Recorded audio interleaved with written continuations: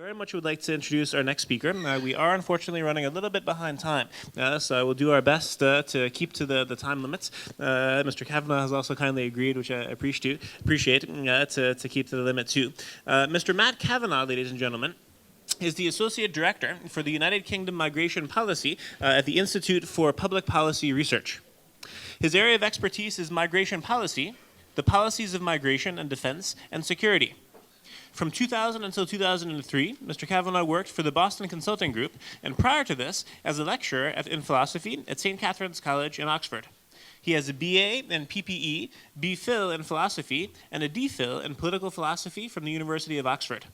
Before joining the IPPR in 2011, Matt worked as a special advisor for the Labour government between 2003 to 2010 in the Home Office, the Treasury, the Ministry of Defence, and finally the Number 10 Policy Unit from 2007 until 2010, including the UK migration policy. So really somebody who's dealt with this from the theory as well as the practice. Matt has extensive broadcast media experience, including BBC TV and radio, Sky, and others. He writes for The Prospect and The Spectator magazines and has published online articles for The New Statesman, The Independent, and The Guardian's Comment is free, as well as other publications. The lecture topic today is Migration and Free Movement in the EU, a UK Perspective. Please join me in a very, very warm welcome for Mr. Matt Cavanagh. Thank you.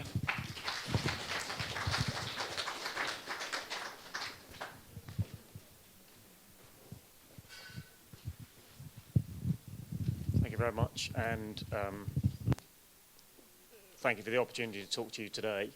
I'm going to talk about migration and free movement in the EU, but particularly from a UK perspective, though I will try and draw out some of the implications for other countries, because I think some of the themes and trends are similar across Europe. I speak as a long-term supporter and advocate of liberal migration policies, but also as someone who believes that the argument for liberal migration policies is growing. Is it?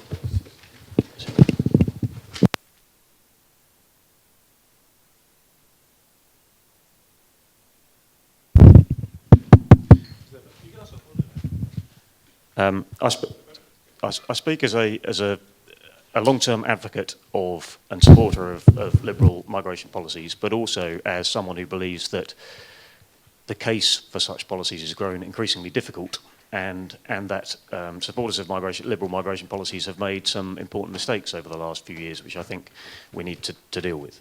I'm going to start by making some remarks about politics and public opinion in the UK in relation to migration.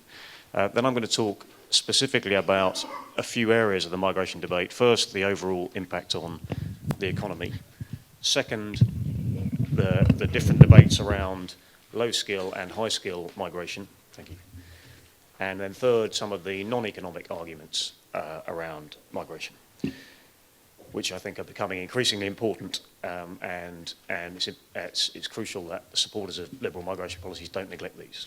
So to start with, politics and public opinion. The UK has, in some ways, a paradoxical position on migration issues. It's obviously not part of the Schengen travel area, but at the same time it has, in many ways, a more deregulated labour market than some other European countries. And we were one of the minority of EU countries not to choose to place transitional controls on the new countries joining the EU in 2004.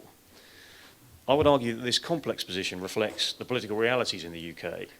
If you forget about immigration just for a moment, the UK was for a long period across the political spectrum more comfortable with ideas of globalisation than some other countries, but at the same time, immigration in particular has always been a very big political issue in the UK.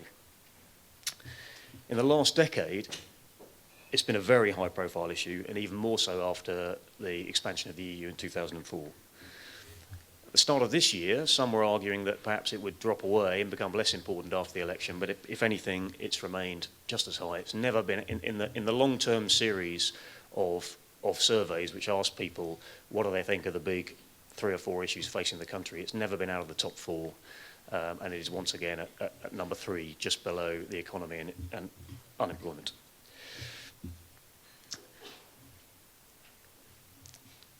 I want to say something a bit about, just to recap on the history of the last 10 years in the UK, in part because of the decision not to impose transitional controls in 2004, but also, in my view, because of other long-term structural factors.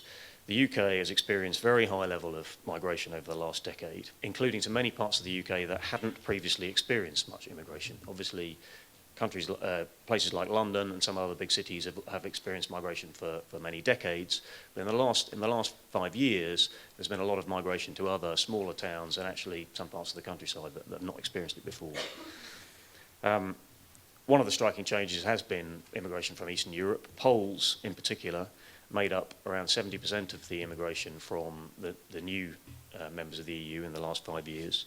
Although immigration from Poland to the UK has peaked and many have returned home, there are now over 500,000 Polish nationals living in the UK, which is now the largest EU group, having overtaken French and German nationals living here, and one of the largest nationalities in the UK overall.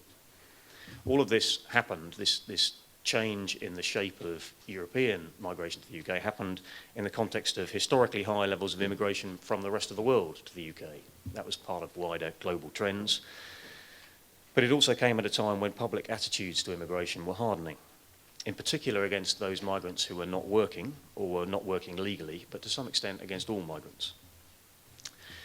All of these things culminated in immigration, including immigration from the EU, playing a significant role in the UK's general election last year. I'm not one of those who believes that it was the main reason why the Labour Party lost the election, but it was certainly a factor. Last year's survey by the Transatlantic Trends organisation, and the new one is due out shortly, showed that people in the UK are still much more likely than people in Germany, France, Italy, the Netherlands or Spain to say that there are too many immigrants in the country. 59% of people in Britain say that, compared to 27% in Germany, despite Germany actually having a higher level of foreign-born residents. People in the UK are more likely to say that immigration is more of a problem than an opportunity. 2/3 say that in Britain, compared to around half in continental European countries. And they are more likely to say that their national government should retain control of immigration rather than letting the EU manage the issue. 85% of people in the UK say that. But that last question, whether people think their national government should retain control, is changing across the rest of the EU. 2/3 of people in Germany and the Netherlands, for example, now believe that their national government, rather than the EU, should retain control of immigration. And half of people in France and Italy believe that. So overall, attitudes to immigration seem to be hardening across Europe. This is not surprising in difficult economic times, that has always happened. But actually, you can see the beginning of that trend before the current recession started in 2008. And if the UK is any guide, I would suggest that this is part of a deeper movement which is going to happen across the rest of Europe. I'm going to leave it to others who are more expert than me to talk about the implications of that for political shifts across the EU, and in particular many have noted the shift away from left and centre-left governments towards right and centre-right governments over the last decade. I will observe, though, that free movement within the EU has gone from being one of the core principles or inalienable rights of the EU to being something which is now mentioned alongside the financial crisis as potentially one of the things that could spell the end of the European project. And I think that's something that supporters of liberal migration policies need to take seriously. I'll now turn to make a few remarks about some specific areas of the debate. First, the debate about the overall impact of migration on the economy as a whole. I believe that supporters of liberal migration policies need to refight the argument about immigration's contribution to overall growth, and they need to extend that argument to the contribution of immigration to reducing the deficit, which is obviously going to remain one of the central political questions in Britain, in other EU countries and across the world in the coming years. The evidence remains basically sound. For example, there was a detailed report in the IFS journal, the Institute for Fiscal Studies journal last year, which showed that migrants from the new European countries, compared to the UK population as a whole, had higher employment rates, paid more tax, used less public services, and used less social housing. These results continue to hold, even if you control for demographics, that is, if you control for the fact that migrants from these countries are more likely to be young and single, and they continue to hold even after people have been in the UK for several years, 5 years. And I'm sure that these results will also be true of migrants from the rest of the EU as a whole. Despite this basically powerful evidence, the pro-immigration argument on the economic benefits has displayed a damaging air of complacency in recent years. It hasn't been able to cope well when its opponents respond by shifting the debate to different questions. For example, they concede that immigration is positive in terms of its effects on GDP, but they say, what about GDP per head? They concede that migrants have high employment rates, but say, doesn't that just mean that they are taking jobs from resident workers? In particular, there's an interesting political debate emerging in the UK now about the relationship between low-skill migration and unemployment and wage levels in the resident workforce. Up until a few years ago, this debate was pretty crude on both sides. The pro-immigration lobby, including the Labour Party in the UK, tended to argue that immigration had no significant negative effect on either wage levels or employment. The anti-immigration lobby, including much of the right-wing media and the Conservative Party, pretty much argued that immigrants take our jobs. The debate now has become much more nuanced on both sides. On the Labour Party side, they concede that actually low-skill immigration does have an effect on wages and has more of an effect on wages than on employment levels, but it has a small effect on wage levels and a larger effect if you isolate particular parts of the country or particular sectors of the economy. On the other hand, the Conservatives have officially distanced themselves from what economists call the lump of labour fallacy, and the Prime Minister David Cameron has been clear that there isn't a fixed supply of jobs, that if immigration boosts growth and labour market flexibility, there will be more jobs to go around. But he and his cabinet colleagues still argue that reducing immigration is part of what's required to shift large numbers of British people from welfare onto work, together with making it more difficult to live on benefits. The Labour Party have also shifted their position, as well as conceding that immigration isn't always good for everybody. They have started to argue that we need to rethink our economic model, which even before the current recession was not delivering better wages and living standards for those on low to middle incomes. There are many reasons clearly why that's an important thing to get right, but one of the possible implications could be that if wages and conditions improve at the lower end of the labour market, the result will be to reduce not the supply of immigration, but the demand for low-paid immigration, and also possibly to shift current residents from welfare to work, but by making work more attractive rather than by making living on benefits less attractive. This debate is in its early stages, but from the point of view of migration, I think it's important to realise that it's a potentially healthy development, because both sides have become less ideological and less polarised. No longer one side just saying immigration is good, the other side immigration is bad. And in each case, the argument is that low-skill immigration, though unpopular, should be recognised as a symptom of the real problems rather than the cause. For the right, the real cause is welfare dependency, and immigration is just a symptom. And for the left, the real problem is wage stagnation and insecurity across the low and middle range of the income distribution. It will be interesting to see which of these arguments prevail, both in terms of getting support from the experts and in resonating with the public.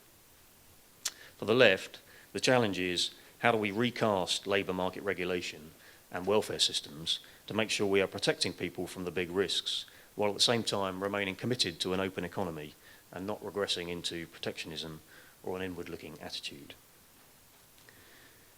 Just as an aside, while talking about low-skill migration, I should just mention irregular or illegal migration. I'm not going to talk about this in depth, other than to say that this obviously remains extremely unpopular and has the ability to shift both public opinion and overall policy on migration. In the early years of the last decade, sort of the years after 2000, public concern about irregular migration, in particular the nightly pictures on the news of illegal migrants at Calais trying to gain entry to the UK, was an important part of the wider public shift in attitudes, but it had the effect of changing attitudes against migration as a whole. There is clearly a risk of something similar happening in other countries now. For example, it's still not clear what is going to be the implication of migration caused by the Arab Spring. And we have already seen this during this summer, some countries in the continental EU reopening the debate about internal borders and Schengen in that context.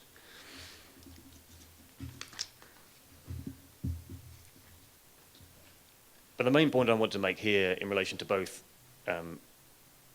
irregular migration and low-skill migration is that that is where public concern or at the extreme hostility tends to be concentrated. There is a clear contrast there with high-skill migration, where public opinion shows that actually if you ask that question in detail, people aren't bothered by it. Pretty much all governments want more of it. The question is how to make sure that each country is managing to attract and retain the so-called brightest and best. At the same time, governments probably need to recognise that what drives that is probably other factors than government policy.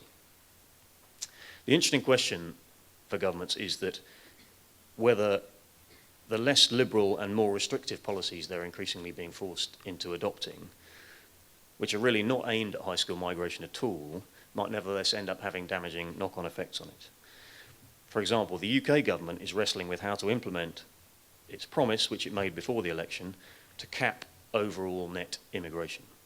In practice, this policy stance is likely to have the paradoxical result of restricting the kind of immigration which is most beneficial to the economy and which people aren't that worried about, namely high-skill migration and overseas students, simply because those are the easiest numbers to control. A similar dynamic is playing, I mean, in the case of education, other countries who you could see as potential competitors in the international marketplace for overseas students with the UK are taking the opposite approach. Australia has just reversed what has been a quite restrictive policy for some years, recognising that education can be a big driver of growth and a big driver of export revenue, which obviously at the moment all countries you would have thought would be trying to extract as much from as they can. Final area I want to talk about is the non-economic arguments for migration. Here I think there's another lesson for supporters of liberal migration policies from the experience of the migration debate in the UK. Supporters of liberal migration policies lost the public and political argument over recent years, and as I said earlier, this played a significant role in the general election last year. There are a number of reasons for this, some of which supporters of liberal migration policies could not have done much about. For example, the tendency for attitudes on immigration to harden in an economic downturn. But there are clearly some things that advocates of liberal migration policies could have done better.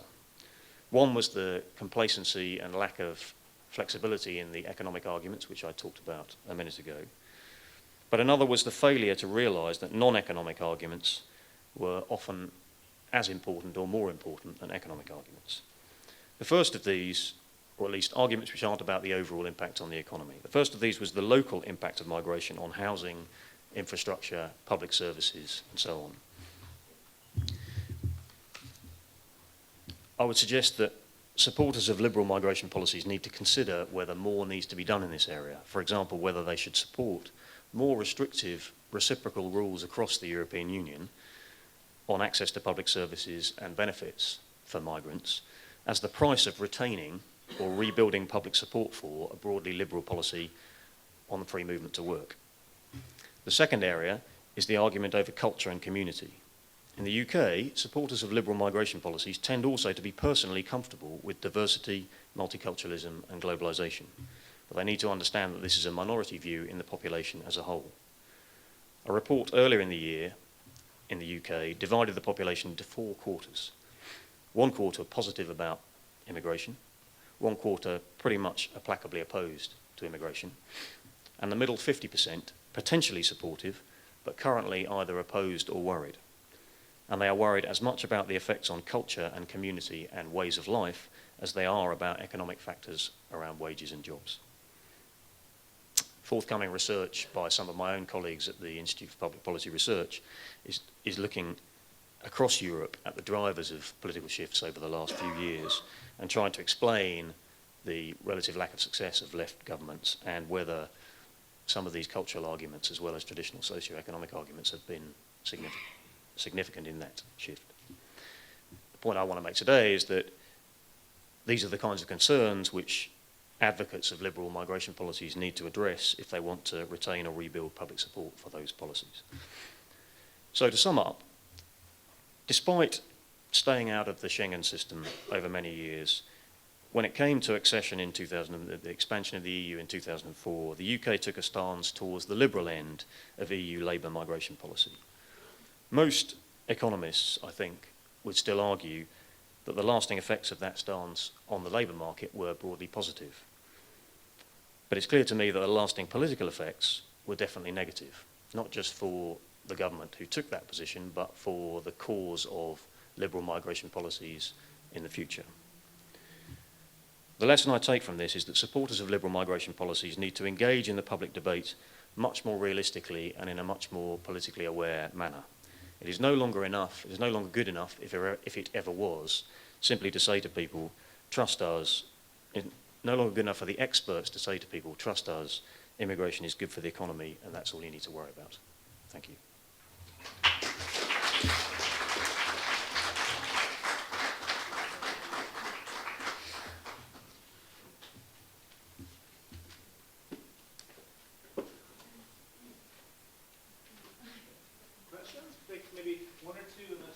Let's try this again to take one or two or three at the same time and then one response. I think it'll go more efficiently.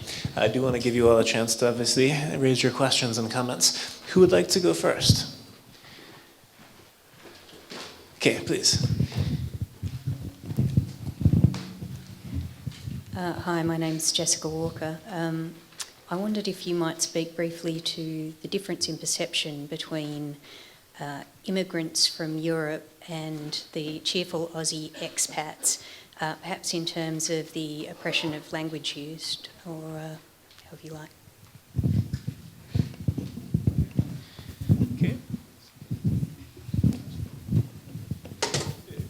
We'll take three together. And then Oh, okay. Good afternoon, Mr. Cavanagh. Thank you for your presentation. My name is Professor Seck, and I'm from the U.S. It's more of a comment than a question. In the U.S., many of the people who, and we prefer to call them undocumented immigrants, many of them come to the U.S.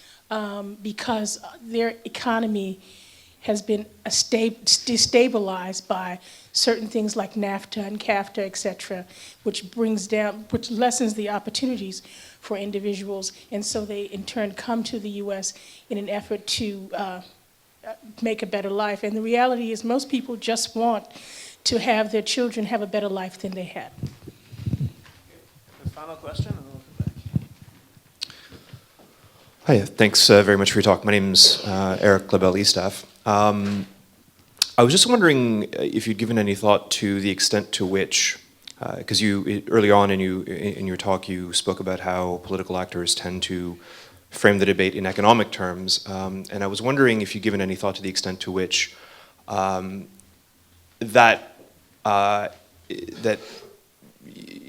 economic considerations are actually a proxy for the types of anxieties that you alluded to later on regarding culture and community, and that what's actually driving the case against immigration isn't actually the economic data, but rather this sense that immigrants are a threat to the way the British community or the English community defines itself, and that they're using economic arguments simply because those have more currency than more nationalistic types of arguments. Please, Mr. Cavanagh. Thanks. Very good questions. On the subject of the difference between different kinds of migrants and the different attitudes, I mean, clearly language is a massive factor in terms of both the likelihood that a migrant will have good access to the labour market and be able to integrate well and so on. Language is a massive advantage if people already have English. And it's also a significant factor in attitudes of the population already here to new migrants. Having said that, I think Polish migration is a good example of one which wasn't one of the sort of traditional English-speaking countries, and yet has been clearly very positive in terms of performance in the labour market. Doesn't seem to be very many major problems in terms of integration and tensions and so on. So while I would say that it's you're broadly right, there are chances for even in sort of less traditional or newer or non-English speaking groups of migrants to actually do very well. And I think we need to get a deeper understanding of why that is, whether some of it is to do with educational, qualification levels and class background of different categories of migrants, as well as, which country they come from, basically. On the question about irregular, undocumented migrants, I mean, I absolutely agree with you on two things. One being the need to understand the reciprocal nature of this. I mean, in this country, the line which a lot of migrant communities from countries that were formerly in the British Empire have always used is, we're over here because you were over there. And the need for Britain to take responsibility for its history, and in that sense, to not regard the newcomers from those countries as something that is being imposed on this country. So I would completely agree with that. I'd also agree that undocumented, irregular, illegal, whatever you call it, migrants are not bad people. They are doing what governments all over the world encourage young people to do, which is to, get up, seek opportunities to better their lives and the lives of their families. So there should be no sort of sense of moral disapproval of what they're doing. At the same time, I would make the point that the tolerance of domestic populations for irregular, illegal, undocumented, whatever, is just much lower than for people who come through the approved route. So we need to weigh those things up. Politicians should never talk in a language that condemns them, but we need to understand that if that kind of migration is perceived to be not under control, it will actually undermine, I think, the support for migration across the board. It will make people more hostile to undocumented and irregular migrants, but it will also make people more hostile to migration across the piece, is my view. The third question about economic and what's really driving people's views, whether it's economic or cultural things. My honest answer is, we don't know. The public views on this are really quite complicated, and what we do know is if you ask the top line opinion poll question, you get a very crude answer and you don't really understand what's driving it. I suppose personally, I believe that it is both. That it is both economic factors and non-economic factors, because I do think you see an increase in hard times, an increase of hostility or concern about migration, and I don't think that's just using the hard times as an excuse. I think people are genuinely feeling insecure about their jobs, and they are. And the other thing is, while at the level of the overall economy, the argument that migration doesn't really, all the labour market economists I talk to are convinced that at the level of the overall economy, migration does not end up really competing and pushing people out of jobs. That's true at the level of the country as a whole. But in particular sectors, in particular parts of the country, you can't say that. In particular parts of the country, in particular sectors, it just has got a bit harder to get a job if you happen to be competing with an area where actually a lot of people have come in from another country who are doing that. So there are definitely individuals around the place for whom it is a real, the economic insecurity or competition is a real factor. But I would agree with you that the two things probably sort of play into each other as a dynamic, and so it's no longer absolutely clear what the real driver is, and whether it's about just, a lot of it is, as well as sort of cultural factors or economic factors, a lot of it is actually just a response to a sense of rapid change. And immigration can sometimes be a proxy for worry about that sense of rapid change. Okay, well, ladies and gentlemen, please join me in a very, very big thank you for Mr. Matt Cavanagh. Thank you.